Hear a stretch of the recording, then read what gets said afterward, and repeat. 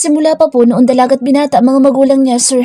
Hindi naman po ako malapit sa kanila pero nakakausap ko po ang mga magulang niya, lalo na ang tatay niya noong nabubuhay pa. Ang mga tao po kasi sa lugar namin ay magkakakilala. Kumunot ang noo ko. Patay na ang tatay niya? Opo, high school pa lang po siya. Hindi na nga siya nakapag-aral ng kolehiyo dahil kailangan niya maghanap buhay para sa kanilang dalawa ng nanay niya. Lalo na tagisakitin na ang nanay niya. Napapikit ako ng mariin at napahilot sa sentido. Lalo ako nag-guilty sa nalaman ko. Nakaramdam ako ng awa kay Lucy. Alam kong hindi madali ang pinagdadaanan niya tapos dinagdagan ko pa ang paghihirap niya. Shit, kung bakit kasi nagpadala ako sa bugso ng damdamin ko. Makalipas ang mahigit 30 minuto ay nasa narrow parking area na kami ng ospital. Lampas pa ng halian na iyon. Maraming tao sa labas ng ospital lalo na sa waiting area. Labas-basok naman ng mga stop na may karay ng mga pasyente. Naglakad na ako papunta sa entrance. Nakasunod sa akin si Ka Andy. Ang 2 tauhan ko naman ay pinaiwanan ko sa parking. Ramdam ko maraming matang nakasunod sa akin at may naririnig pa akong binabanggit ang pangalan ko. May isang matandang babae na may karay na bata ang bumati sa akin. Ngilitian ko naman siya at binati rin. Pumasok kami sa entrance at tumiretso sa reception desk kung saan may nakatalagang 2 hospital staff at nakilala pa ako ng isang staff. Mr. Bonavista, good afternoon po. Ano pong may paglilingkod namin sa inyo? Magilaw na estima sa akin ng may edad na babaeng staff. Good afternoon. May pasyente akong hinahanap. Ang pangalan niya ay... Tahimik ako napamura. Hindi ko nga pala alam ang pangalan ng nanay ni Lucy. Luisa. Luisa Benitez po ang pangalan ng pasyente. Sambit ni Ka Andy. Agad namang hinanap ng staff ang pangalan sa computer. Mabuti na lang at kasama ko si Ka Andy. Nang mahanap na ng staff ang pangalan ng nanay ni Lucy ay sinabi na niya sa amin kung saang ward ito naka-admit. Pinuntahan namin ni Ka Andy ang ward. Hindi naman kami nahirapang hanapin iyon. Sa isang ward ay 8 ang nandoong hospital bed at lahat ay okupado ng mga pasyente. Bawat pasyente ay may nakatalagang bantay na mga kamag-anak din nila. Hinanap ng mata ko si Lucy. Hindi ako nahirapang makita siya. Nasa bandang dulo siya ng ward. Nakaupo sa isang silya katabi na isang hospital bed na may nakaratay na may edad na babae na malamang ay ang nanay niya. Nakayuko siya at abala sa mga hawak na papel. May isa ring mas batang babae ang inaayos naman ng mga nakalagay sa maliit na cabinet na nandoon. Nagangat siya ng tingin at nagtama ang mga mata namin. May sinabi siya kay Lucy na nagpaangat ng mukha nito at tumingin sa direksyon ko. Kumislot ang puso ko nang magtama ang paningin namin. Napalunok ako nang makita ko sa entrada ng ward si Ryder. Nakatingin siya sa akin. Wala na ang matalim niyang mata kong tumingin. Anong ginagawa niya rito? Humakbang siyang papasok at lumapit sa amin. Nakasunod sa kanya ang paningin ng mga kasama namin bantay dito sa loob. At habang papalapit siya, kasunod si Ka Andy ay bumibilis naman ang tibok ng puso ko. Sir Ryder, ano pong ginagawa niyo dito? Kunot noong tanong ko nang makalapit na siya. Isinilid ko muna ang mga papel sa plastic envelope at tumayo. Sinuksok niya ang 2 kamay sa bulsa ng itim na trouser at pinagmasdan sa nanay na natutulog na. Tumingin ako kay Ka Andy. Ngumiti naman siya sa akin at tumango. Kumante naman ako ng kimingiti. Pero curious pa rin ako kung anong ginagawa dito ni Ryder. Pinalis na niya ako sa mansyon at sinisante na. Bakit nandito siya ngayon? Bumangon ang inis ko sa kanya. Siya ba ang nanay mo? Opo. Walang kangiting-ngiting sabi ko. Kamusta naman siya? Tumaas ang kilay ko. Bakit parang concerned siya ngayon? Maayos naman po. Ano po bang ginagawa niyo dito, sir? May kailangan po ba kayo? Wala nang pasakali ang tanong ko. Bumuntong hininga siya tumarap sa akin. Ibang-iba na ang araw niya ngayon kaysa kaninang umaga. Lumingalinga siya. Let's talk outside. Umawang ang labi ko. Tumingin ako kay Farah. Nginitian niya lang ako at tinanguan na parang sinasabi niya na siya nang bahala kay nanay. Bumuntong hininga ako. Sige. Mabigat ang loob na nauna na akong humakbang palabas ng ward. Sumunod naman siya. Dito sa gilid ng hallway kami nagharap. May ilang dumadaan na tumitingin sa amin partikular sa kanya. Tumingin ako sa mukha niya. May napansin akong pamumula sa noo at gilid ng kanyang pisngi. Napaaway ba siya? Ano bang pakialam ko? Ano po bang gusto niya sabihin? Baka pwede. Pakibilisan mo po dahil may gagawin pa ako. Malamig na sabi ko at tumingin sa kabilang building ng hospital. Kumunot naman ang noon niya. Anong gagawin mo? May asakasuhin lang po ako para sa operasyon ni nanay. Bumuntong hininga siya. Umalik ka na sa bahay. Lumipad ang tingin ko sa kanya. Tama bang narinig ko? Pinababalik niya ako sa mansyon? Nag-iwas siya ng tingin. Hinahanap ka ni Rafael. Nagwawala siya at ayaw kumain. Ayaw niya kay Lorna at lagi niyang binabato. Ikaw lang ang gusto niya. Kumagat-labi ako. Nakaramdam ako ng awa kay Rafael. Nalulungkot din ako at nangungulila sa kanya. Wala pang 24 oras na hindi ko siya nakikita pero miss na miss ko na siya. Pero anda din niya kasi. Pagkatapos ng lahat ng mga sinabi niya sa akin, sinigaw-sigawan pa niya ako tinaboy na parang aso. Ngayon, basta-basta na lang niya akong pababalikin na parang wala siyang sinabi na nakakasama ng loob. Lumunok ako at nagtaas noo. I'm sorry sir pero ayoko na pong bumalik sa mansyon. Salubong ang kilay na tumingin siya sa akin. What? Anong ayaw mo nang bumalik? Pailalim akong umirap. Sabi niyo po diba, ayaw niyo na ako makita. So bakit po ba ako babalik pa sa mansyon? Dapat nga wala din kayo dito dahil ayaw niyo nga akong makita, diba? Pinagdiinan ko pa ang salitang ayaw niya akong makita. Umawa ang labi niya at matiim akong tiningnan pero agad din siya nag-iwas ng tingin at lumunok. Kinamot pa niya ng daliri ang kilay. Mukha siyang guilty pero hindi ako sigurado. Nabigla lang ako na sinabi ko iyon at mali ako ng akala. Ngayon, nalinawan na ako kaya sinusundo na kita para ibalik sa bahay. Umuso ako. Talaga ba? So kung hindi pa siya nalinawan, hindi niya ako susunduin at pababalikin? Pagkatapos ng sama ng loob na ibinigay niya sa akin? Napaingos ako. Ayoko pa rin po, sir. Maghanap na lang po kayo ng ibang yaya ni Rafael. What the? Tinikom niya ang bibig at mariing pumikit. Halatang naiinis na siya pero nagpipigil lang. Dumilad siya tumingin sa akin. Bumuntong hininga pa siya. Look, Lucy. I know may pagkakamali ako. Nagpadalos-dalos ako ng desisyon at hindi ko pinag-isipan ang mga sinabi ko. I'm sorry. Tila, hirap pa siyang banggitin ang huling salita. Kaya naman pala niya mag-sorry eh. Pero gusto kong ulitin niya. Baka napipilitan lang eh. Ano po yung huling sinabi niyo, sir? Kumunot ang noon niya. Hindi mo ba narinig? Kumagat-labi ako para pigilang matawa sa itsura niya. Hindi po eh. Mahina pang pagkakasabi niyo. Alam kong narinig mo. Gusto mo lang ulitin ko. Ngumuso ako. Matalino talaga ang matching. Hey, mali. Hindi pala siya matching. Gorilya siya dahil malaking tao siya. Lumambot ang ekspresyon ng mukha niya. Fine. I'm sorry. Maling-mali ang ginawa ko. Aminado ako. Hindi ko muna inalam ang totoo at nagpadalos-dalos ako at nagpadala ko sa salos. I mean, galit. Hinimos niya ang batok. Bahagya pang ang pumungay ang kanyang mga mata. I want you back. I need you, Lucy. My son, need you. Napalunok ako sa uli mga sinabi niya kasabay ng pagbilis ng tibok ng puso ko. Alam kong wala namang ibig sabihin ang mga salitang iyon pero bakit iba ang dating sa akin, sa puso ko. At unti-unti na ngang naglaho ang sama ng loob ko. Mukhang hindi nga sama ng loob iyon, parang tampo lang. Ang rupok naman ng puso ko sa kanya. Tumikhim ako. Naintindihan ko po sir pero hindi po talaga ako pwedeng bumalik sa mansyon. Sasagutin ko ang pagpapagamot sa nanay mo. Po? Bumuntong hininga siya. Nalaman ko kay Melinda na uoperahan sa puso ang nanay mo at balak mong humingi ng tulong sa akin. Tutulungan kita. Sasagutin ko ang operasyon ng nanay mo, maging ang gamutan niya hanggang sa gumaling siya. Ilipat ko siya sa mas malaking hospital na kumpleto sa kagamitan. Namilog ang mga mata ko sa sinabi niya. Tila ako nakarinig ng awitan ng mga anghel. Talaga po? Yes, pero sa isang kondisyon. Babalik ka na sa bahay ngayon din. Kumagat-labi ako. Ito na ang sagot sa malaking problema ko. Kusa nang lumapit ang tulong na kailangan ko. Hindi ko na kailangan magpakapagod sa paglalakad para kay nanay. Gagawin ko ang lahat.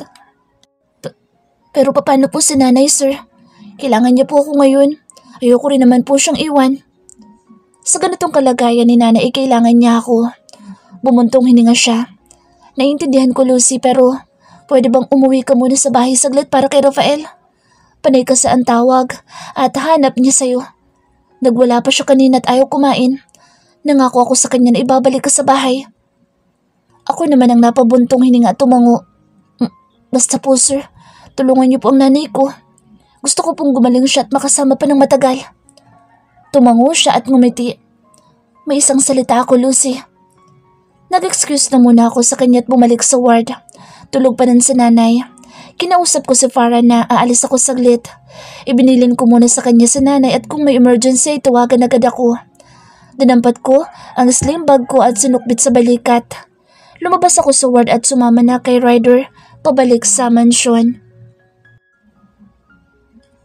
Sinalubong ako ng ngiti ni Ate Melinda. Pagpasok ko ng mansyon, halatang masaya siya na makita ulit ako. Ako rin naman, akala ko hindi na ako makakatapak dito. Kinamusta niya ang nanay ko. Si Papa at Mama? Tanong ni Ryder kay Ate Melinda. Nasa kwarto pa po ni Rafael, sir. Tumango si Ryder at tumiretso na sa hagdan. Nginitian at tinanguan ko naman sa Ate Melinda bago ko sinundang paakyat ng hagdan si Ryder.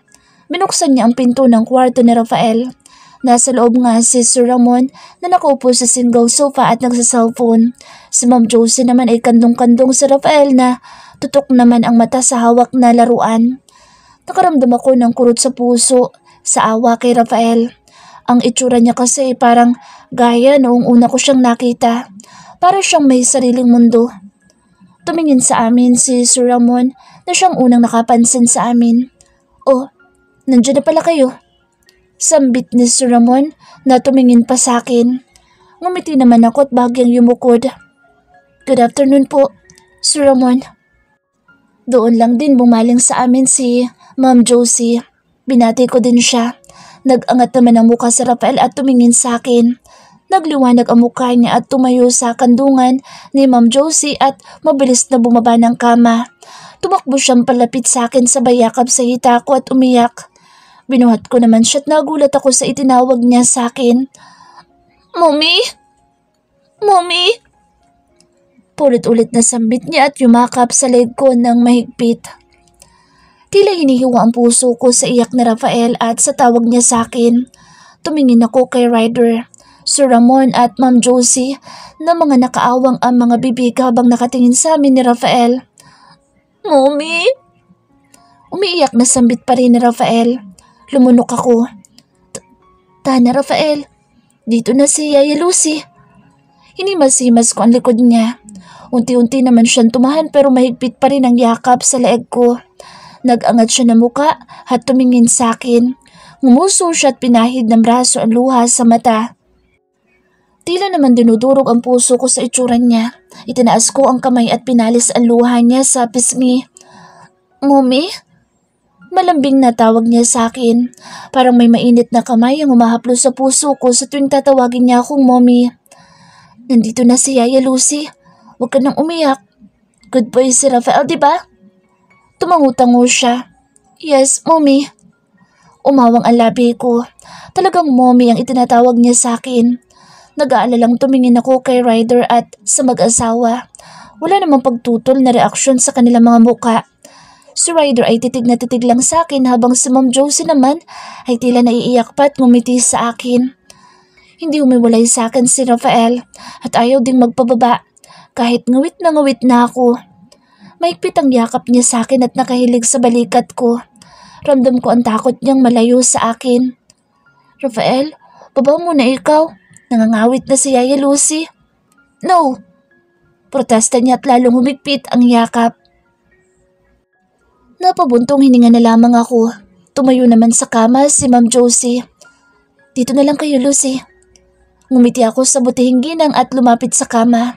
Umupo ako doon habang si Rafael ay parang tuko pa rin nakayakap sa akin. Nagpaalam na lalabas sa mag-asawa. Naiwan lang si Ryder na hindi kami nilalayuan ng tingin ni Rafael. See? My son misses you so much, Lucy. Hinaplos-saplos ko ang likod ni Rafael. Pero bakit tinatawag niya akong mommy? Ngumiti si Ryder. Dahil yun ang tingin niya sa'yo. Ikaw ang mommy niya. Kaya sobra siyang nalungkot nung umalis ka at nagwawala pa. Ayaw niya sa mga tao dito sa mansyon. Pero sir, kailangan ko rin pong bumalik sa ospital. I know, pero hayaan mo munang kumalma si Rafael.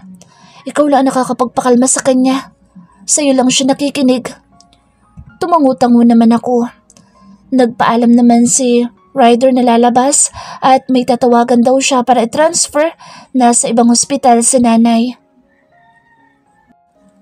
Lumipas pa ang ilang minuto ay nakatulog na si Rafael sa mga bisig ko, pero mahigpit pa rin ang yakap. Pagkakataon ko na sana ito para umalis at bumalik sa ospital, pero siguradong iiyak siya pagising at nakitang wala ako. Mamaya na lang siguro ako aalis pagkagising niya. Dinukot ko na lang ang cellphone para i-text si Farah. Pinatay ko na ang cellphone pagkatapos kong kausapin ng direktor ng ospital sa kabilang bayan na paglilipatan ng nanay ni Lucy. Mamayang gabi itatransfer na ito. Susiguraduhin ko magiging maayos ang lagay ng nanay ni Lucy gaya ng pangako ko sa kanya. Kailangan mo siyang panatilihin dito sa bahay, Ryder. Tumingin ako kay Papa na nakatayo sa tabi ng bintana at may hawak na baso ng alak. Humarap siya sa akin na seryoso ang muka. Yang si Lucy. Malalim na ugnayan niyan kay Rafael. Siya na ang kinikilalang ina nito. Sumandal ako sa backrest ng leather chair at dumi 4. And what's wrong with that, Papa? Wala akong nakikitang mali na tinawag ni Rafael na mommy si Lucy.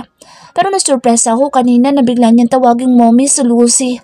At natutuwa naman ako na ina na ang tingin niya rito. There's nothing wrong with that, Ryder. Sabik sa ina ang anak mo at nakikita at nararamdaman niya ang presensya ng isang ina kay Lucy. Bumuntong hininga ako. Yes, Papa. Yun ang nakikita ko. Kung hindi lang kasi makasarili ang totoong ina ni Rafael, di hindi sana magiging ganito ang anak ko. Nakikita ko, magiging mabuting ina si Lucy kay Rafael. Nakita niyo ba kung paano niya salubungin kanina si Lucy? Sobrang miss na miss niya ito na parang ina niya. Sambit ni Mama. Napangiti naman ako sa sinabi ni Mama. Ngayong bumalik na si Lucy ay hindi ko nahayaang malayo siya sa amin ni Rafael. What do you think about her, son? Untag ni Papa. Nagkibit balikat ako. She's fine, Papa. Perfectly fine. Tumangutango si Papa. Sa tingin mo ba, magugustuhan mo siya?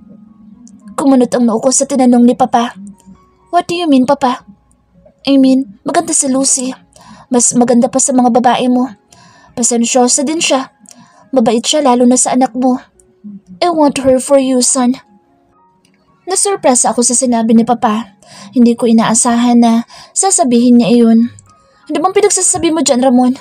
Mahiya ka nga kay Lucy. Bata pa yun at dalaga. Matanda na itong anak mo at may anak na.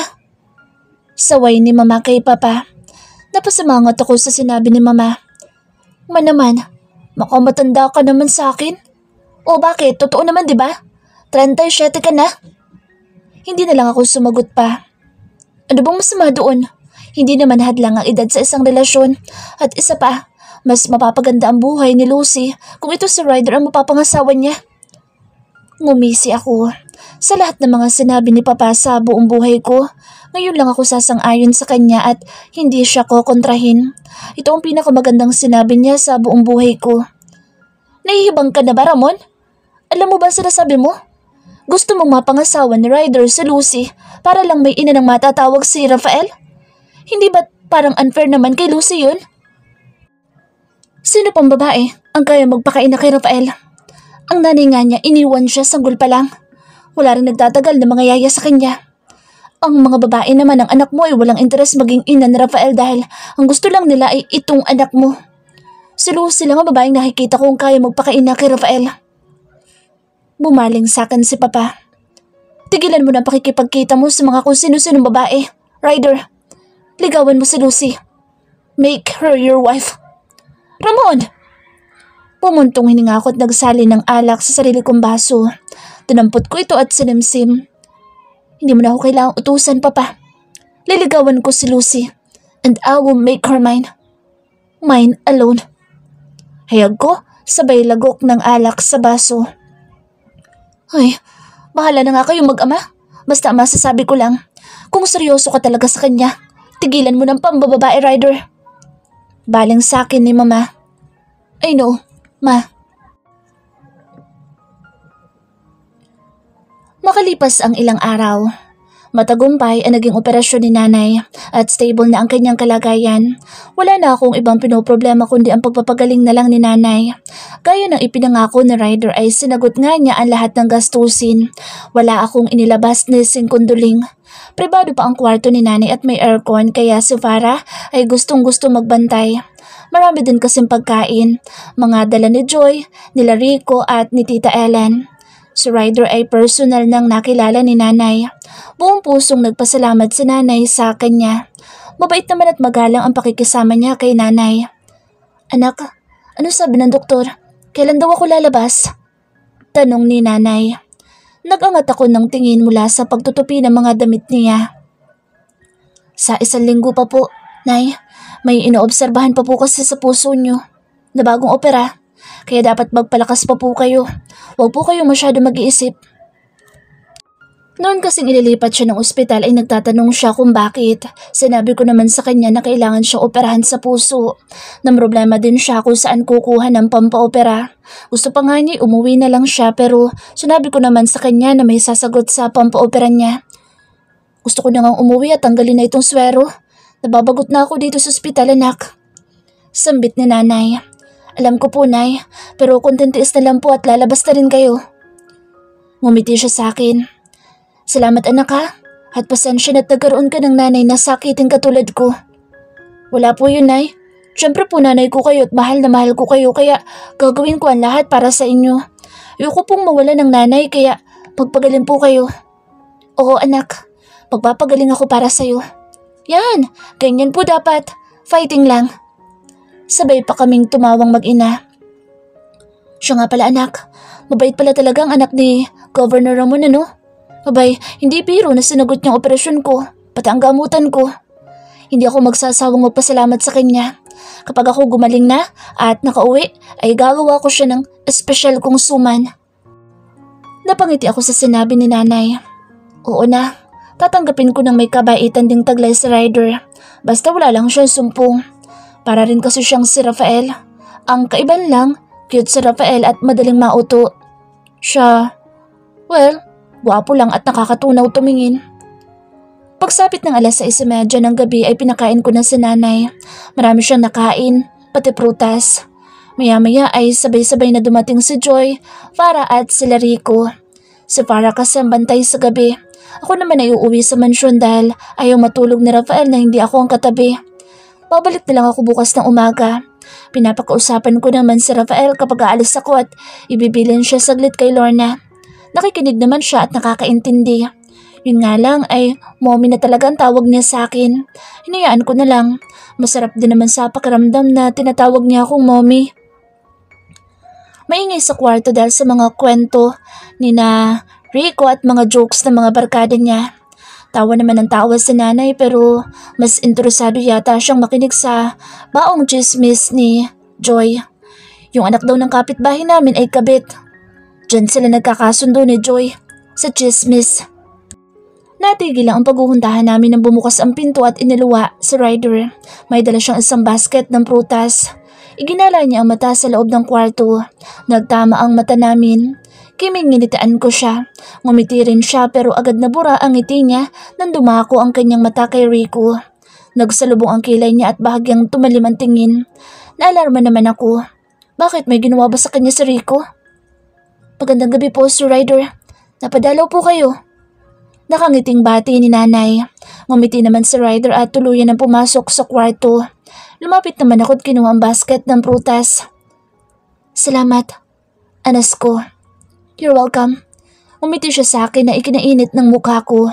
Agad ako nag-iwas ng tingin at inilapag sa ibabaw ng lamesa ang basket ng prutas at lumapit naman siya kay Nanay at nagmano. Kamusta na ho, Aling Luisa? Eto, ayos lang naman, Sir Ryder. Bumubuti na ang pakiramdam ko. Magilaw na sambit ni Nanay. Mabuti naman ho kung ganoon. Abay naparito pa po kayo. Nakakahiya naman po sa inyo at naabala na naman kayo. Wala ho yun, Aling Luisa. Nagpunta ho ako rito para kausapin ang doktor nyo kaya ninalaw ko na rin ho kayo. Naku, marami po talaga salamat Sir Ryder sa malaking tulong nyo. Hindi ko alam kung paano ko kayo pasasalamatan sa kabutihan loob nyo. Sabi ko nga kay Lucy, kapag magaling na ako at nakalabas na ng ospital, ay gagawa ko kayo ng espesyal na suman bilang pasasalamat man lang sa inyo. Mangiyak-ngiyak pang sabi ni nanay habang hawak-hawak ang kamay ni Ryder. Huwag na ho kayo mag-abala, Aling Luisa. Baka mapagod lang kayo. Makita ko lang na magaling na kayo at malakas na. Ayos na ho ako. Mabait na sambit ni Ryder. Maganda ang ngiti niya kay nanay. Hindi ko naman maiwasang mamangha. Ang bait-bait niya kay nanay. Kung sabagay, mabait naman siya sa mga taong humihingi ng tulong sa kanya. Napansin kong tahimik ang mga kasama namin dito sa kwarto. Si Farah nga ay titig na titig pa kay Ryder. Nakarehistro sa kanyang muka ang paghanga. Si Joy naman ay tumingin pa sa akin at nanunuksong, nagtaas-taas pa ng kilay. Samantalang si Rico naman ay nakasimangot, taluwa sa itsura ng mga kaibigan niyang manghang nakatingin kay Ryder. Kala mo naman kung sino? Rinig kong mahinang sambit na Rico. Uy, manahimik ka nga. Mahinang asik ni Joy. Tumingin naman si Ryder kay Rico. Mukhang narinig niya ang sinabi nito. Nagkatitigan silang dalawa ng ilang sandali. Nagkaroon tuloy ng tensyon sa loob ng kwarto. Naalarma naman ako.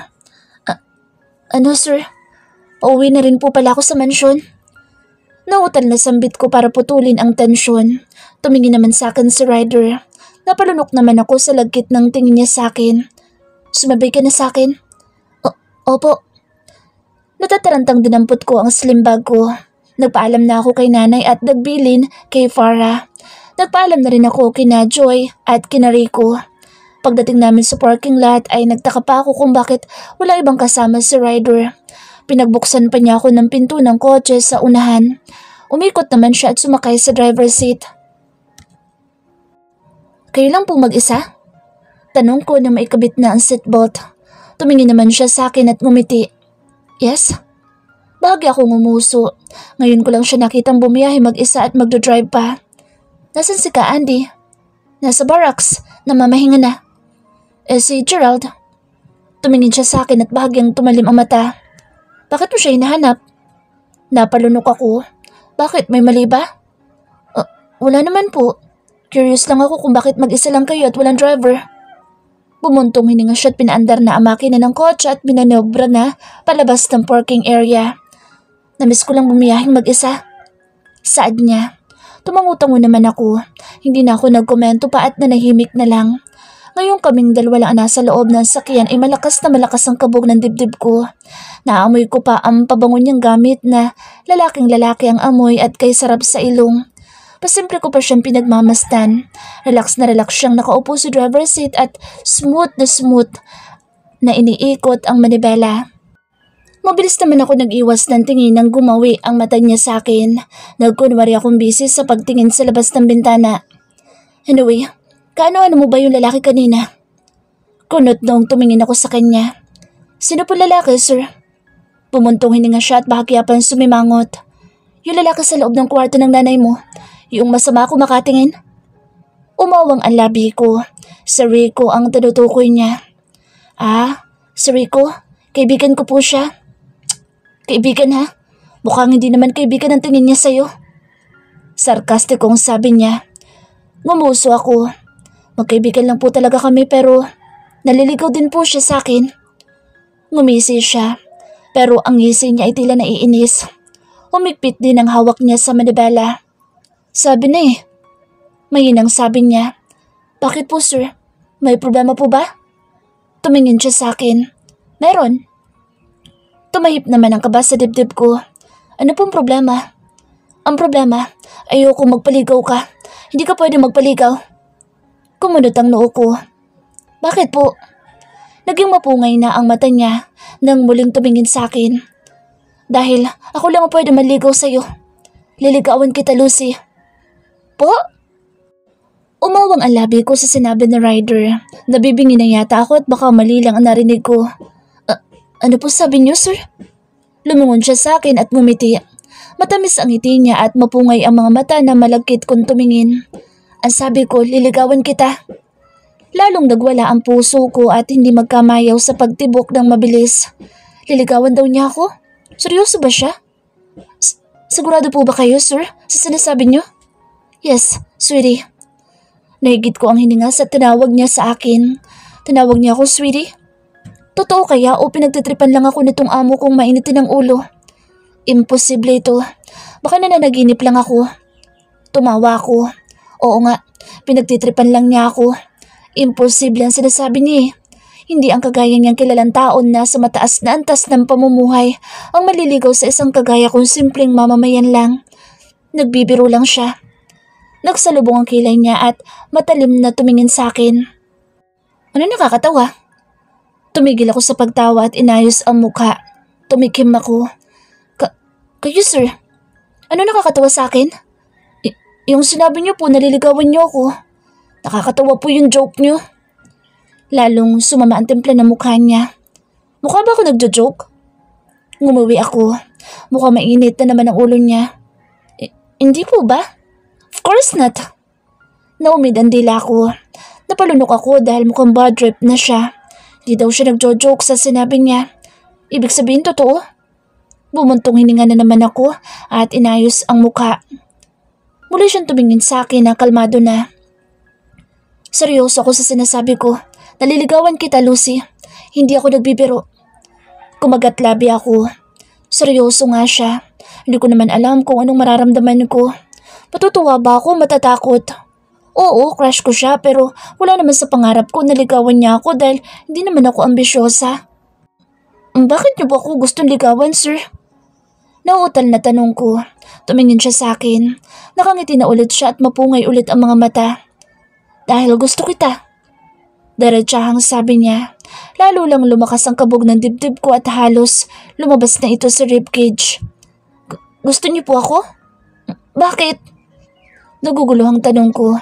Hindi ako makapaniwala sa sinabi niyang gusto niya ako. Sa iyo ko nakikita ang katangiang hinahanap ko sa isang babae. You're perfect, Lucy. And I want you. I want you to be mine. Tahas ang hayag niya. Hindi agad ako makapagsalita. Hindi ko alam ang sasabihin ko. Nabibinga ako sa lakas ng kabog ng dibdib ko. Nalulula ako sa sinasabi niya na parang hindi totoo. Pero mabilis kong hinamig ang sarili ko at isip. Subalit ang puso ko ay ayaw makasama. Pilit kong nililinaw sa isip ang sinabi niya. Ayokong basta nalang magpadala sa mga sinasabi niya. Tumikim ako at pilit nilalabanan ng kaba. Nagustuhan niyo po ba ako dahil kay Rafael? Dahil malapit na siya sa akin at sa akin lang siya sumusunod? Baka ganoon nga. Well, aaminin ko, sweetie. Isa yun sa mga dahilan pero bago pa kayo nagkakilala na Rafael, attracted na ako sa'yo. Unang beses pa lang kitang nakita sa loob ng opisina ko. Hindi ako basta-basta na-attract sa isang babae pero agad mong nakuha ang atensyon ko. Nakangiting sabi niya. Napalunok naman ako. May tuwa at kilig akong nararamdaman sa puso ko. Tila pa nga may naglilay parang paru-paro sa loob ng tiyan ko. Ang dating biru-biruan lang namin ni Joy, ngayon nagkatotoo na. Sir, paano kung hindi ako pumayag magpaligaw sa inyo? Sambit ko. Nagsalubong na naman ang kilay niya. Binabastad mo na ako? Hindi pa nga ako nag-uumpisang manligaw ah. Tila masama ang loob na sabi niya. Ayoko po kasi manligaw kayo. What? Ayaw maligaw ako pero yung bugoy na iyon okay lang? Mas gusto mo siya kasi sa akin? Nagdilim na naman ang kanyang mukha. Hindi ko po gusto si Rico. Kaibigan lang po ang tingin ko sa kanya.